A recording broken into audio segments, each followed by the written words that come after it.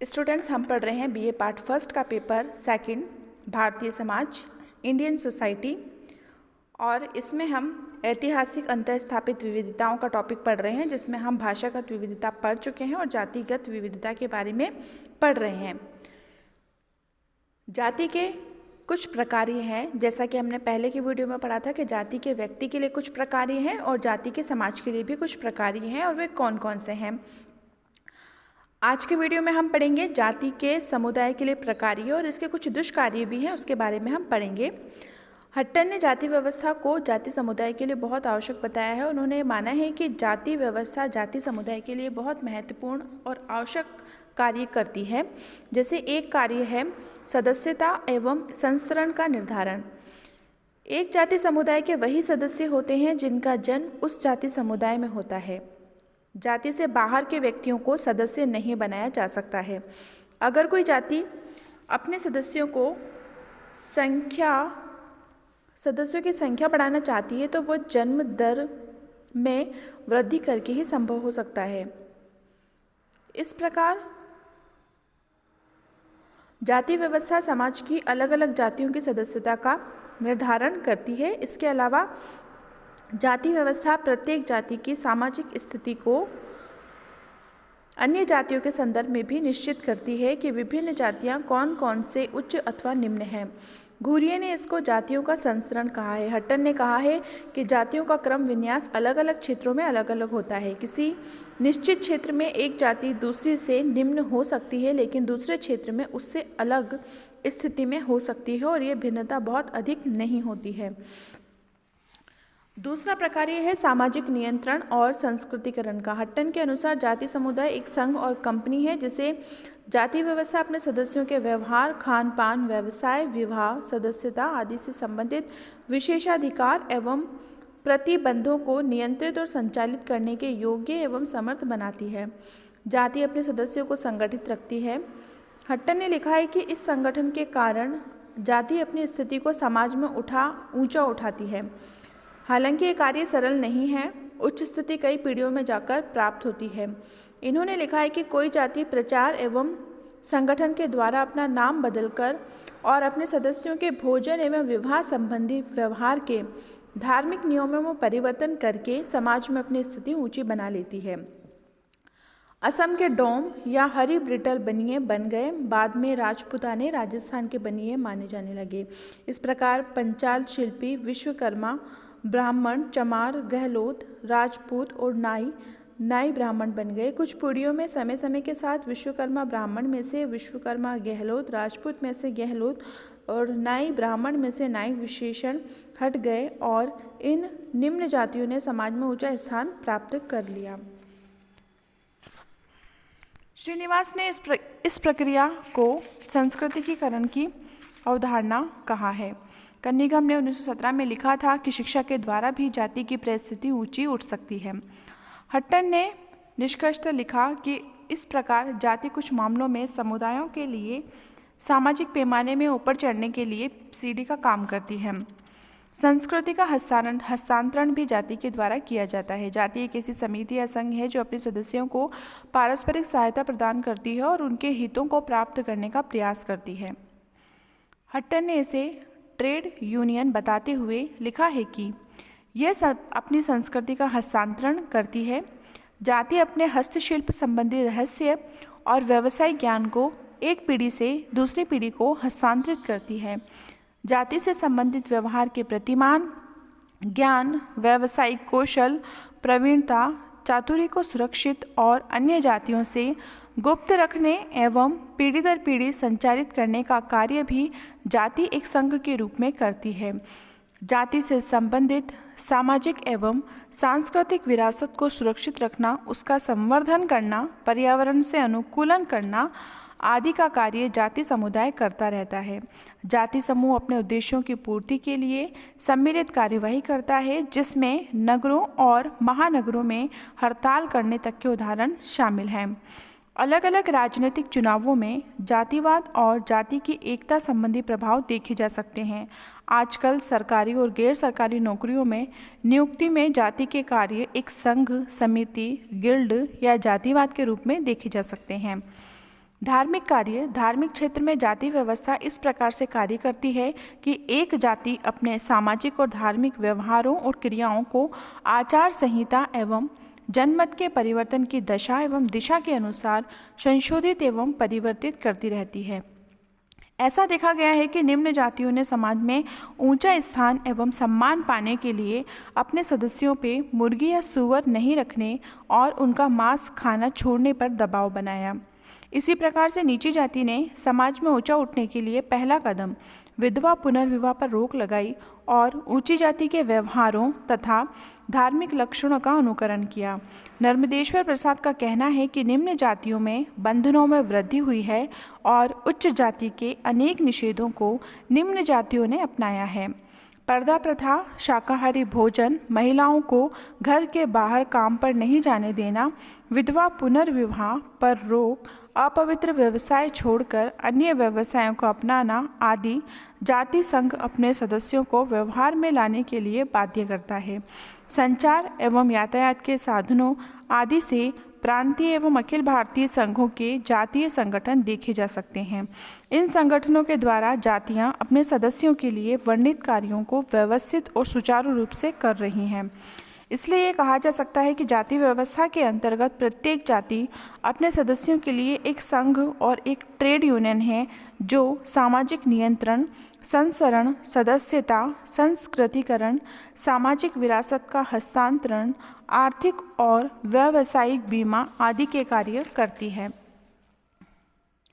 इसके अलावा जाति के समाज और राष्ट्र के लिए भी कुछ महत्वपूर्ण प्रकार्य हैं। जाति व्यवस्था ने अनेक वर्षों तक समाज और राज्य के लिए अनेक महत्वपूर्ण प्रकार्य किए हैं, जैसे सामाजिक जीवन की आवश्यकता की पूर्ति करना, राजनैतिक एवं सामाजिक स्थिरता प्रदान करना, समाज का एकीकरण करना, समाज को नियंत्रित रखना और जनसंख्या का संतुलन बनाए रखना आदि हैं। इन प्रकार्यों पर हट्टन, एबे डुबाई, फर्नीवाल, हील, राधा कृष्ण मुखर्जी इन्होंने भी बहुत प्रकाश डाला है।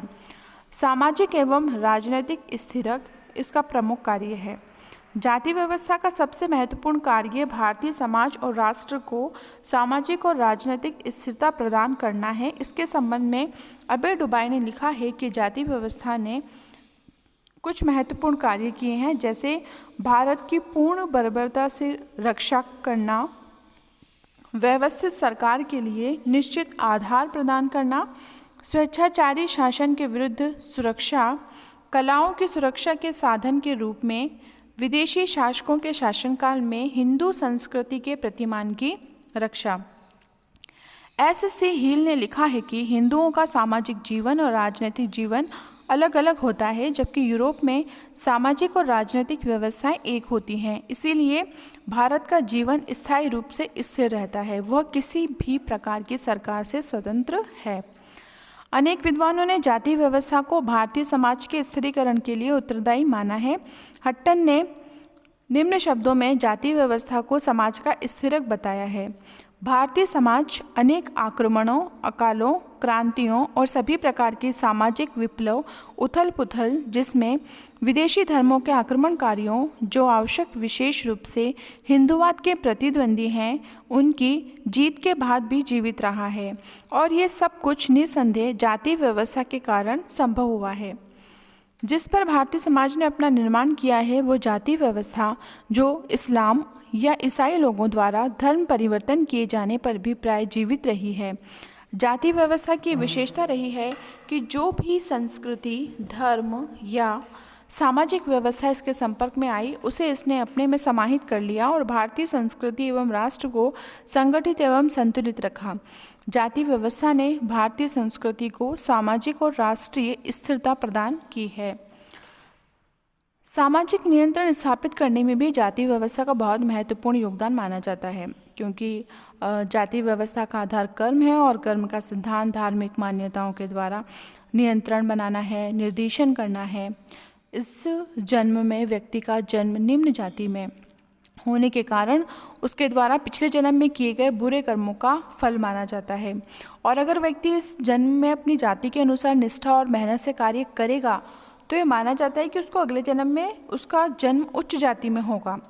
जाति के सदस्य अपने अच्छे और बुरे कर्मों का संबंध अलौकिक व्यक्ति से मानते हैं और वे अपनी वर्तमान परिस्थिति, भूमिका, व्यवसाय, लाभ हानि, यश अपयश, जीवन मरण आदि को विधि के हाथ मानते हैं। लोगों में विश्वास है कि ऐसे कार्य करने से जिसका कि जाति व्यवस्था विरोध करती है उससे ईश्वर अवश्य रुष्ट होंगे और उसे मोक्ष प्राप्त नहीं होगा। इस प्रकार से जाति व्यवस्था के नियमों, विशेषाधिकारों और निर्योग्यताओं का उल्लंघन करना भगवान की आज्ञा का उल्लंघन भी माना गया है। इसका प्रभाव ये पड़ा है कि जाति व्यवस्था ने समाज में व्यक्ति को अपेक्षित व्यवहार करने के लिए बाध्य किया और विपथगामी व्यवहारों की समस्या को हल किया है।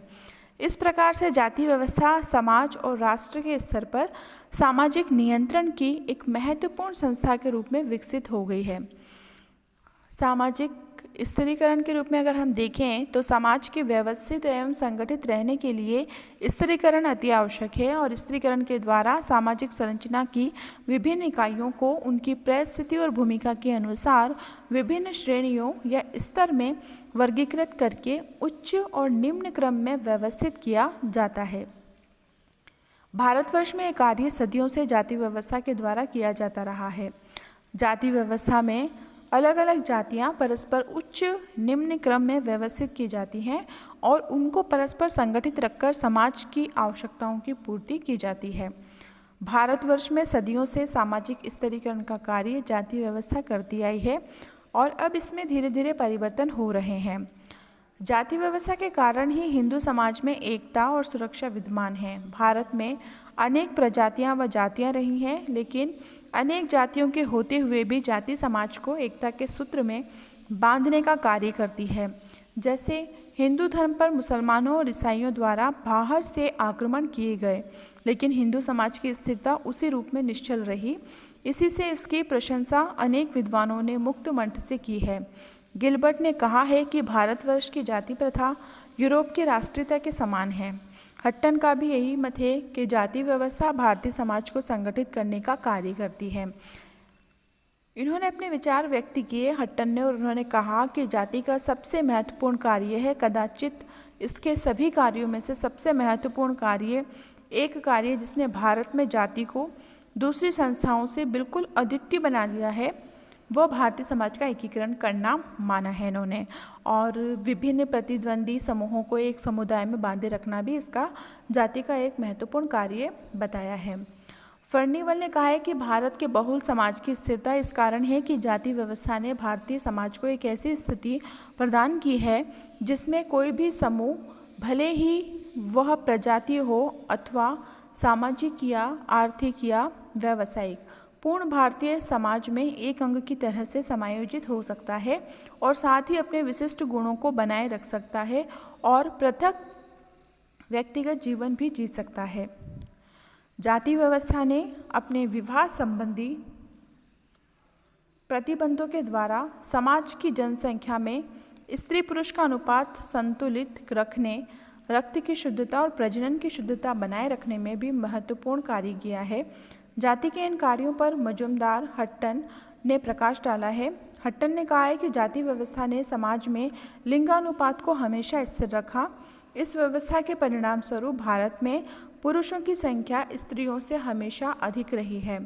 प्रति 1000 पुरुषों में स्त्रियों की संख्या जहां सन 1901 में 1905, 1911 में 908, वहीं 1971 में 911, 1981 में 919 और 1991 में 913 रही है। हिंदुओं में 1991 में 1000 पुरुषों पर 953 स्त्रियां पाई गई है। हट्टन का मानना है कि जाति व्यवस्था में अंतर्विवाह पुरुषों की संख्या में बहुलता बनाए रखता है। विद्वान ये भी मानते हैं कि प्रजातियों के मिश्रण के कारण पुरुषों की तुलना में स्त्रियों की संख्या में वृद्धि हुई। मिश्रित विवाह से अधिक कन्याओं का जन्म होता है।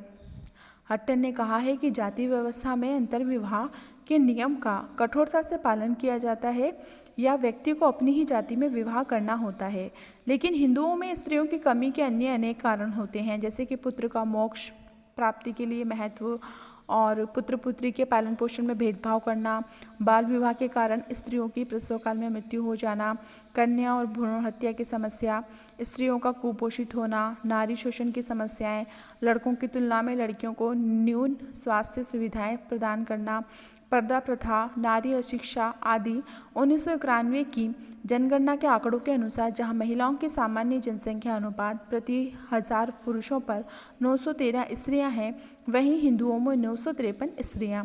ये सब तथ्य जाति व्यवस्था के इस कार्य पर प्रश्न चिन्ह लगा देते हैं जिस पर शोध कार्य किया जाना चाहिए।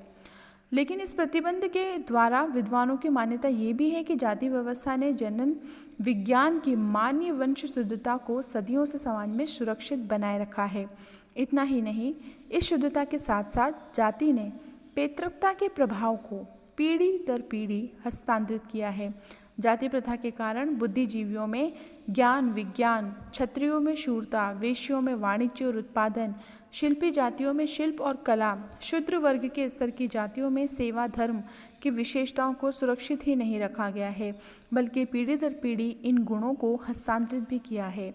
D.N. मजूमदार ने देखा है कि अंतर्विवाह से लड़के अधिक पैदा होते हैं और अंतर्विवाह के नियम के द्वारा जाति व्यवस्था ने हिंदुओं की हजारों पीढ़ियों को मानसिक शक्ति प्रदान की है।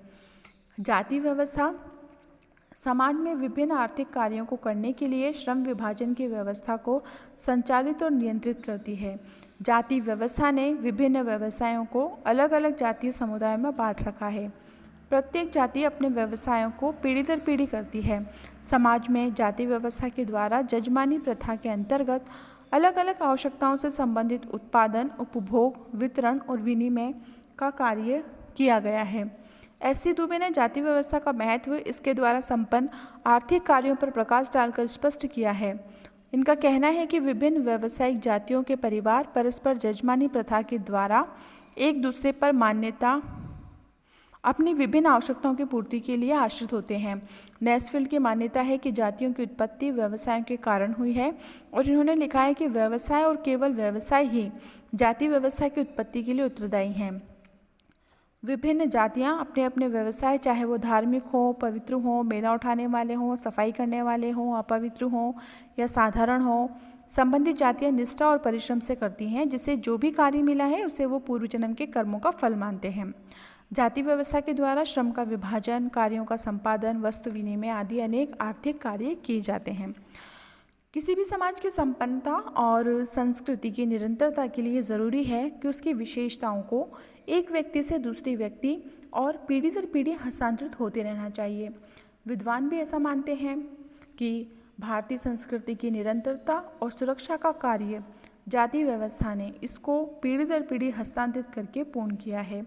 जाति व्यवस्था ने भारतीय संस्कृति की विशिष्ट विशेषताओं जैसे कला, साहित्य, आर्थिकी, धर्म प्रथाएं, आदर्श मूल्य, व्यवसाय, सामाजिक संस्करण, भाषा, जीवन के तरीके, तकनीकी ज्ञान, विभिन्नता में एकता आदि को सुरक्षित रखा और एक पीढ़ी से दूसरी पीढ़ी को अपने प्रतिबंधों और विशेष अधिकारों द्वारा हस्तांतरित करने का कार्य कुशलतापूर्वक किया।